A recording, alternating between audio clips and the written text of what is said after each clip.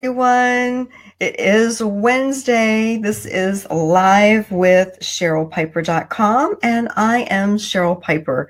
So Wednesdays are interview day, and I am really excited to chat with our interview. The person I'm interviewing today who is Michael O'Brien, and he is coming to us all the way from New Jersey.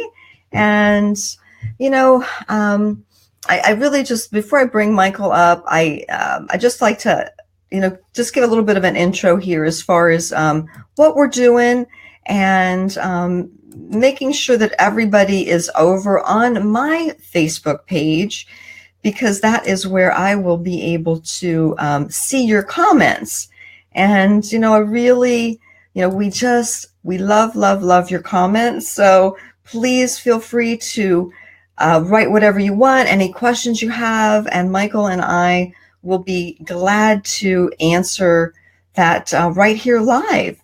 And if you're not watching live and you're catching us on the replay, go ahead and put your comments in, because I respond to all comments, and I just appreciate you guys being here. So please share out to anyone that you feel would have interest in the show today. We're here usually for about 20 minutes. Sometimes my interview day tends to take a little bit longer because we get to chatting. But so I'm going to go ahead and introduce Michael and bring him up. So my guest today is Michael O'Brien, as I said, from New Jersey. And Michael is a sales and marketing executive coach. And, he's a certified conversational intelligence coach. And that is where Michael and I met, because we both went through that course together. So we're going to talk a little bit about conversations today as well. That'll be fun. He is an author. He is a TEDx speaker. And so we're going to go ahead and bring him on and let him tell you a bit about who he is and his story. So hi, Michael. Hey, Cheryl. How you doing? I'm doing great. Good to see you. Great to see you too. Thanks for having me on today. I've been looking forward to this for a couple weeks now, so totally pumped. Well, I'm excited. You have a lot of stuff going on with what you're doing, because you're doing some live shows as well. I think one of them is called the Performance Zone. Is that correct? That's correct. Every Tuesday night at 8 p.m. on my Facebook feed, my partner, Coach Dane, and we interview other entrepreneurs, other coaches who are making a difference in their community. And we talk a lot about mindset. Oh, very good. Very good. So could you tell us a little bit about yourself and, some of your backstory? And I know that you had a really bad accident and kind of led you on a new path in life. So I was hoping you could share that with us. Well, thanks for giving me the opportunity, because I do love sharing it as sort of an example of what can happen with the right type of conversation. You mentioned up front that we met through conversational intelligence, and I'm a big believer that conversation drives everything, the conversation we have with ourselves and obviously the conversation that we have with others. So I'll bring you back to my big event in my life. I call it my last bad day. It was July 11th, 2001. And I was a marketing director for my company's flagship drug. And I was out in New Mexico for a company meeting, and I brought my bike out. I'm an avid cyclist. And unfortunately, on that bike ride, I got hit head on by a Ford Explorer who crossed into my lane, hit me head on, going about 40 miles an hour. And I remember people ask me, well, what do you recall from it? I recall almost everything. The sound of me hitting his grill and then into the windshield, and then the screech of his brakes, and then the thud I made as I fell off the hood of the truck onto the asphalt below. Now, the impact knocked me unconscious, but then I regained consciousness when the EMTs arrived. And I remember asking the EMTs, I write about this in my book, I asked them, look, how's my bike, which is something that only another cyclist can really appreciate. But along the way, I knew I was in a very bad way, like the worst pain ever. And I knew it was sort of life and death, even though the EMTs never told me. And I remember willing myself to stay awake. I thought if I fell asleep, then I may never wake up again. And I wondered if this is what it, feels like to die. And as the helicopter landed and they were about to put me into the helicopter to take me to the trauma center, I told myself that if I live, life would be different. The thing is like back in that day, like I really didn't know too much about mindfulness or thoughtfulness or really just being present. I was a doer. Like I was sort of that hamster on the wheel, sort of just doing and sort of chasing my own happiness. I was living sort of a do, have, be life, like work really hard, have material stuff. And I was in my early 30s. I had 2 young daughters, 3.5 years old, 7 months old. And I thought if I had stuff, all the external markers of success, then I would be happy. And I would just continue and then the thing is, Cheryl, like there are times where I caught it. Like I bought that new car and I was happy for a moment until someone else drove up in a nicer car. Or I got that promotion to have and I had the money and I was happy until I realized, well, more levels, more devils. The job was tough. And then the happiness sort of flew away. So every time I caught it, I thought, all right, I got it. And then it would run away. But I thought like if I continued chasing my happiness, I would finally grab it permanently. And then I would have lifelong happiness. And then my accident happened, right? So things happen for reasons. I believe this. And so I needed a pretty big wake-up call. Now, I wasn't down and out, right? So my career looked pretty good. I had a beautiful family, loving wife. We had been married 7 years at that point, 24 in May coming up. So, but I was pretty typical, I think. I was pretty typical, a lot of people back then, and actually more typical of people now. They were just busy, just trying to run after stuff. And so I got to the hospital. The next several days I spent in the ICU. I came out of the ICU and life was different, but not in the way that I wanted. I was dark, angry, frustrated, depressed, revengeful. I thought the guy took something from me. I will take something from him. Because the doctors told me everything that went on with my accident, all the broken bones. I was still in traction. What created a life and death situation is that my left femur shattered. When that left femur shattered, it lacerated the femoral artery of my left leg. Wow. So that laceration of the femoral artery meant that I was basically bleeding out in the middle of nowhere, New Mexico. I was about 45 minutes north of Albuquerque. So that question, like if I live or not, was a serious question and a real question. So what happened is I just focused in on all the things I couldn't do anymore, all the things I didn't have. And I was having a really toxic conversation with myself. And my story was, I'm a victim. This is so unfair. This should have never happened. Woe is me. Wow. And then I fast forward back, they flew me back to New Jersey. And I finally, over time, had my shift that I realized that I didn't have to be defined by my accident. I could be defined by my response to my accident. And instead of leading a life or living a life that was like do, have, be, I could actually flip the script and like be, do, have. So I could wake up being happy and then doing the things that happy people do, like kindness and empathy and gratitude. And I would actually have more of that. So I had that big shift there that really sort of changed my mindset around. And I used that in my recovery, and I used it when I went back into my career. Certainly it wasn't linear, and it wasn't a light switch. I've had some ups and downs and sideways, and, but... Well, that's life. Yes, that's life. And so, but every day I try to work really hard today to make tomorrow better. And it builds, and drip by drip, conversation by conversation, things can, we can actually step into complete success, or at least our definition of what that is.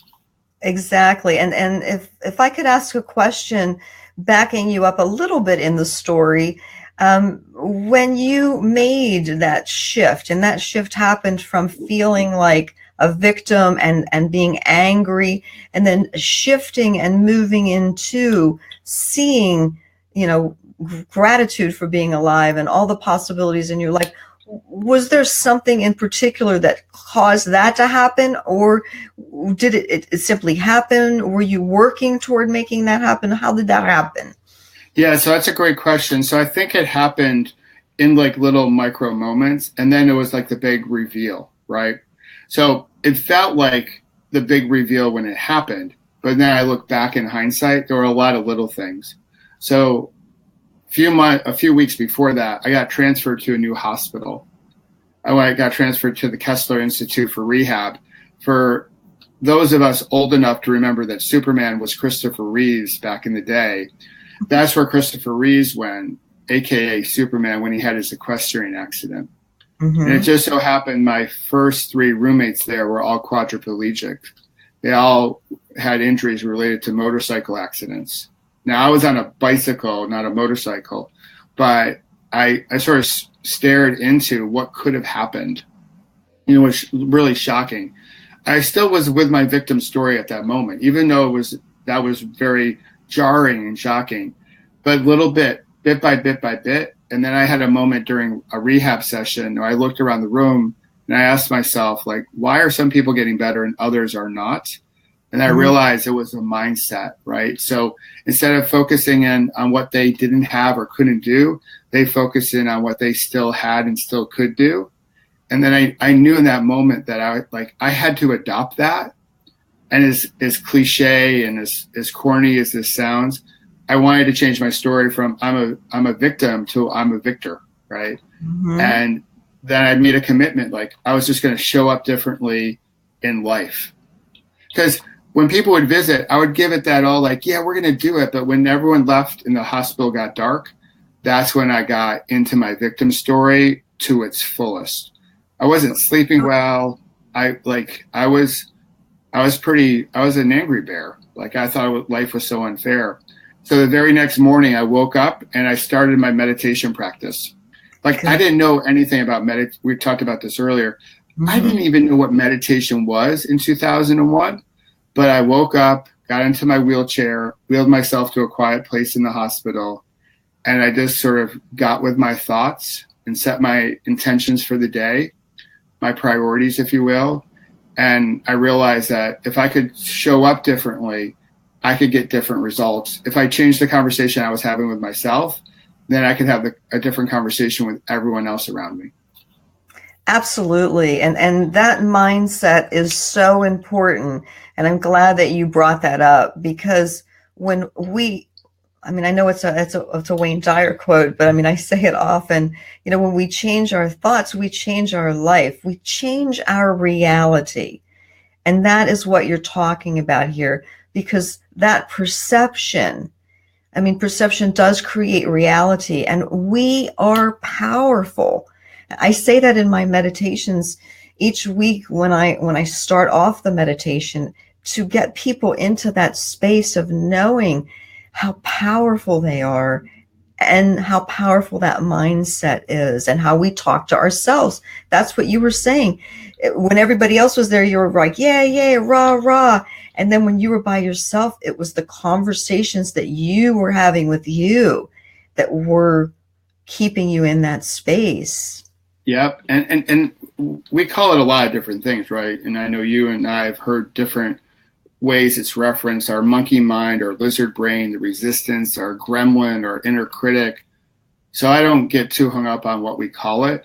But I was just with a Fortune 500 company yesterday doing a talk, and many of the participants say, yeah, I just get in my own head. Now, they haven't labeled it like us coaches label it, but they realize like when they're in their own head, they're not connecting, right? We're not listening to connect and understand.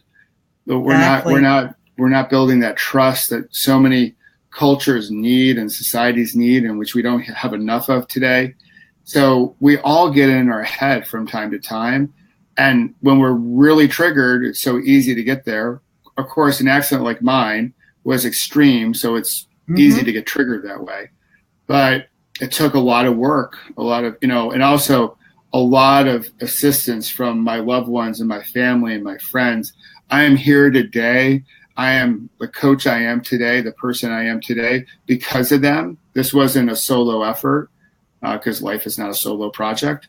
So I'm here because of my daughters, my wife, my other family members, and a whole host of friends that really sort of were there for me when I was the most vulnerable and sort of the most fragile. Absolutely. That's fantastic. And so um, I can see your passion for moving into the training that you and I both went through, which was, conversational intelligence, because, conversation is so important and words do create worlds. And those conversations that we have with ourselves, with those around us, they're so important. And clarity and understanding. I think I was, I think you probably saw it. It was something about at Stanford University a few weeks ago. There was an article I saw, and it was talking about how they did a study that 9 out of 10 conversations missed the mark. Yep. That's huge, and that tells me that we, as a society, we have a lot of work to do when it comes to conversations and making sure that we're actually communicating with each other and not just thinking that we're communicating with each other. Absolutely. It's like when I first heard that stat, it totally shocked me. But then I thought about it. I was like, why does that shock you? Because we're part of society and we can see what's happening, right? So we can see that as a society, we're running to our corners, being all tribal and trying to outshout each other, not listening to connect, really listening to reply, and all fueling our addiction to being right. The thing is that we've always been tribal in this country and every country across the planet. It's just in the United States, the tribe was dominated by one major tribe, right? Us white guys, right? And now, because of social media and other things, just how our society's evolved, we have so many more tribes, all with the ability to express a point of view. Mm-hmm. And if we just listen to each other and see the commonalities, I think we'd be a much stronger society. So we've always been tribal. Now we're just different in that. But it takes a lot of dedication and discipline to really listen to connect, because it's sort of slower in the short run, but it's much better and actually more efficient in the long run when we listen, just listen to each other, have curiosity, and have some empathy.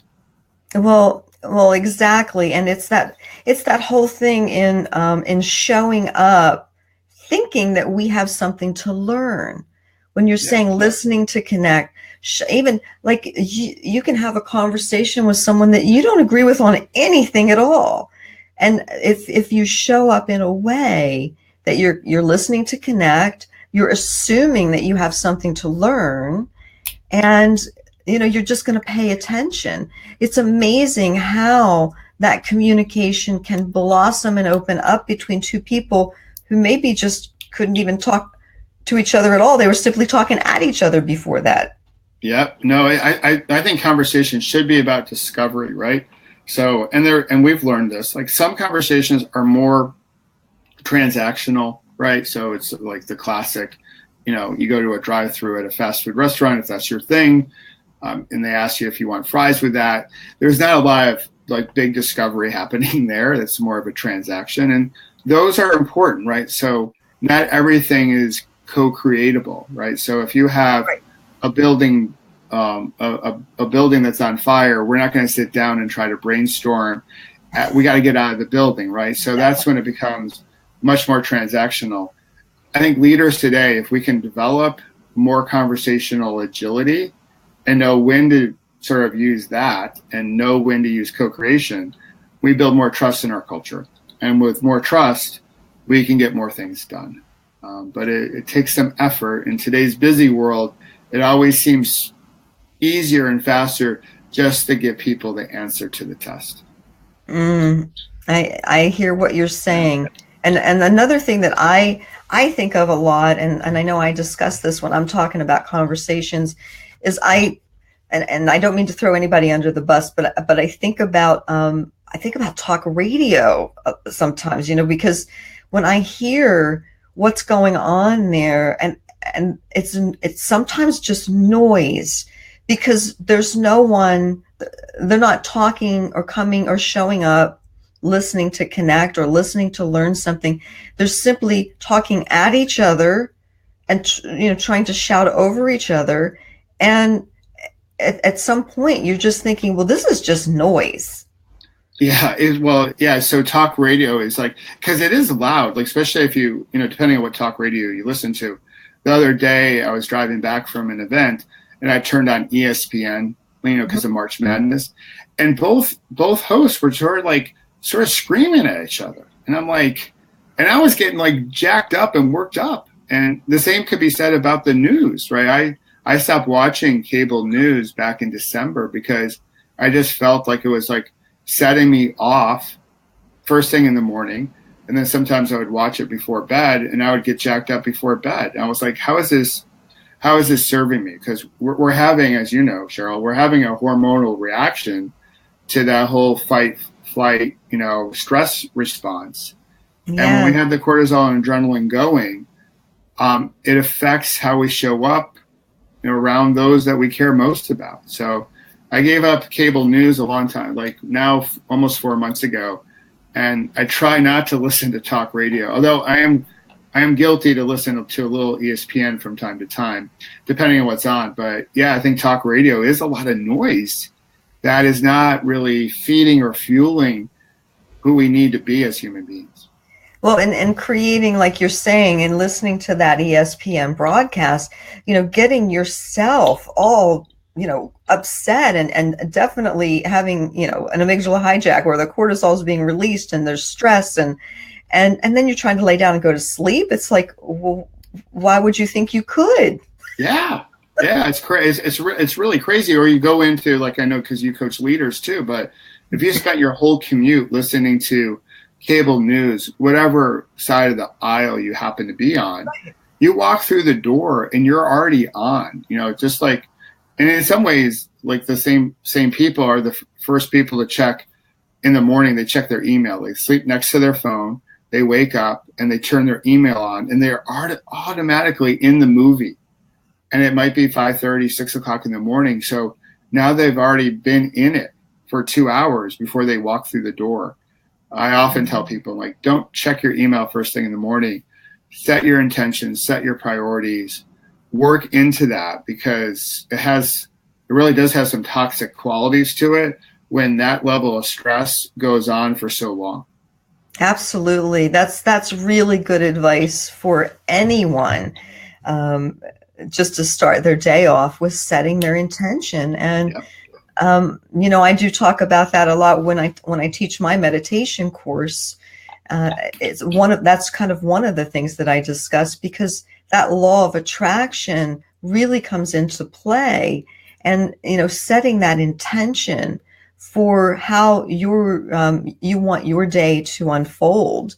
You're creating that positive momentum behind you by having these positive thoughts and moving in that direction as soon as you wake up in the morning. And so therefore, once you get some momentum going behind that, then it kind of takes off in a life of its own. And it can work the other way too. You wake up, you stub your toe, the toothpaste won't come out of the tube, and it's like one thing after another, and all of a sudden you've spiraled down into this negative momentum going for the day. And my tagline is, "You're only one thought away," and this is why that's awesome. Yeah, this is why my tagline is "You're only one thought away," because if we can get people to realize that in that moment of spiraling into that negative momentum for the day, that if you can stop and just think of something positive, I tell people, just think of gratitude, just be grateful for something, because that will shift your energy, I think, really quicker than anything is being grateful. And all of a sudden, boom, you've just pulled yourself out of a negative day, and you've changed the course of how your day is going to unfold, and you did all of it with a thought. Yeah, well, I had that experience actually yesterday. So the morning yesterday did not start off really great for me. And there were a couple different things that popped up on a personal side. It wasn't a bad day because, again, I had my last bad one in July 11th, 2001. But it wasn't necessarily a great day. And I was driving to a client. I had to do a talk. But I at that moment, I wasn't in the right frame of mind to deliver a very good talk. Mm-hmm. And I stopped at the bike shop. So, because I'm still an avid cyclist, I had to buy some new tires because the roads in New Jersey are horrible, which is a bit of a side of the story. Well, I came out. So this bike shop actually carries my book. And I was in the parking lot getting ready to make a call. And this guy came out with my book in his hands, and he knocked on my window. He was like, "Hey, will you sign this for me? This is a gift for, a special person in my life." And that exchange didn't last very long, maybe 5 minutes. I chatted with him a bit, signed the book, but that was just enough to have like a moment of like, oh, pause, shift my perspective, so we go where our eyes go. And I saw the possibilities in the day where before I was really blocked to those. So sometimes it just takes, one thought or just one event to make all the difference, but we have to be open to it, right, in order to be able to accept it. And that's it. And that's once again that whole thing of being open to it. You've kind of hit it right on the head there. And that's wonderful how you turn that around. And the more and more we can do that, and we see it and we recognize it in the moment, the easier it is to do each time. It just gets easier and easier. And I know, my goodness, I just looked at the time. I cannot believe the time. That's why it's flown by. It's really cool. We could talk for hours.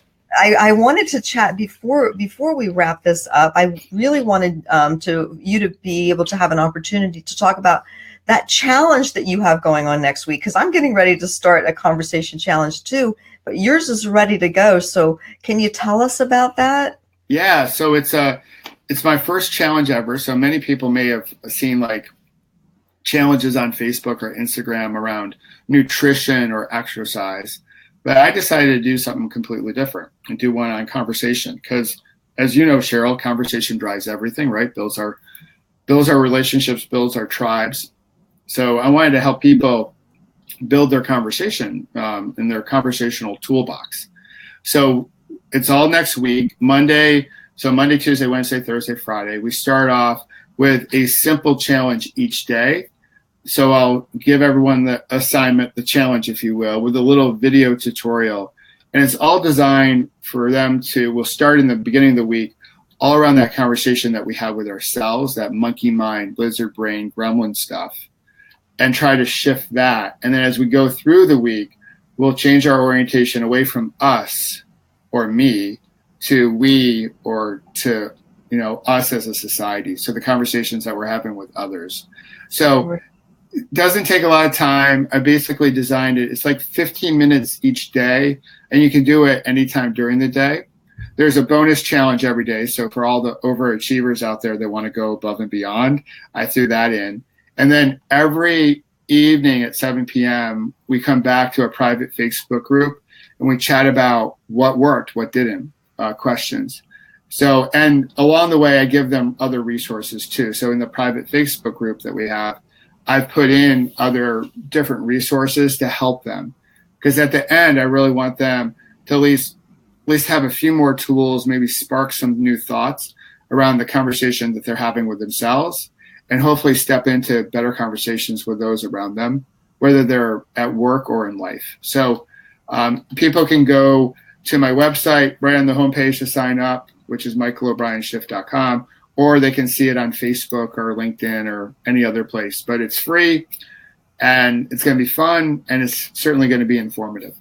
Okay, and that website is Micheal O'Brien .com. And so that's really good. I'll put that in the comment as well when we're finished. I'll put that in so that people have that and they can go and be part of your conversation. Yeah.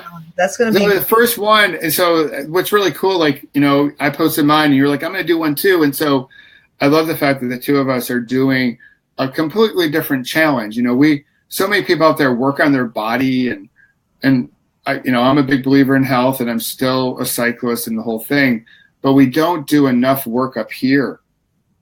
We need to, or sometimes in our heart, right? So, and conversation is a little bit of, the mind, body, soul connection. Absolutely. And towards complete success. So I wanted to bring forth a challenge that will help people on something that they normally don't do. Really think about how they want to have a conversation. Because if we change our conversations, I think we can change lives and we can change society. So I'm hopeful, although, society is somewhat polarized right now and tribal. I remain optimistic that we can build something better when we just take some time to be interested in one another. I agree with you. And one thought I would like to share before we wrap this up is I'd like to go back to the beginning of our conversation when you said that you were chasing happiness. And, a statement that I often put out is there's no way to happiness. Happiness is the way. I love that. It's an internal job, and we can chase things all day long that are external, thinking they're going to make us happy or create happiness in our life. And it's an internal job. It is. And it took a big accident. It was painful. I suffered, but I finally learned that lesson. It took a while, because a lot of people ask me, they ask me, what do you remember? But they also ask, like, if you could change, time, go back in time, do you wish it never occurred? And I say, like, no, I'm glad it happened. It was supposed to happen. And now, hopefully, through relaying my story and coaching the executives I coach, I can let people know, like, hey, listen, you don't have to get to a point where something like this happens to you. Like, steal from my story. Try to incorporate some of the gems, the wisdom, so you can make your own shift in your life. But for me, what it did is it opened up my perspective, right? It opened up a whole bunch of new possibilities in my life that I don't think I would have been able to see had it not been for my last bad day. Well, that's just a wonderful way. It's a wonderful way to kind of take us out here. So what I'm going to do, Micheal, is I am going to, first of all, thank you so much for being here. Yeah, thanks for having me. It's been fun. It's been awesome. And I'm going to take you back down to the lobby and go ahead and just kind of close the show up, and just hang around for a minute and we'll chat. Okay. See you, everyone. See you, Cheryl. Thank you. Well, that was wonderful. And again, to do Micheal's challenge, go to his website, michealobrienshift.com, and sign up for that. I can just think it would be good for everyone. We can all use help in conversations. So just want to thank everyone for coming today. And I want to remind you, I'm clicking the wrong things here. There we go. Thank you so much for coming today. Want to remind you again on my show next week. I normally do interviews on Wednesday, but next week it's a little different. I'm actually doing my interview on my Monday show. She wasn't able to come on Wednesday, and so I want to announce that now so everybody kind of gets that thought process going, that interview day is going to be Monday next week. And my guest is going to be Sarah Martucci, and she is coming to us from Oregon. And so I'm very excited for you guys to meet Sarah. If you haven't met her, if you have, you already know how wonderful she is. And I know you're going to be on here with your questions. So again, thank you so much for coming to the show today. And for those of you in the tri-state area of South Central Pennsylvania, Maryland, and the Eastern Panhandle of West Virginia, and if you would like to come to our Tri-State Woman Retreats, you can get that information at tristatewomanretreats.com. I'm Cheryl Piper. This is Live with CherylPiper.com. I hope you have a wonderful, blessed day. Take care.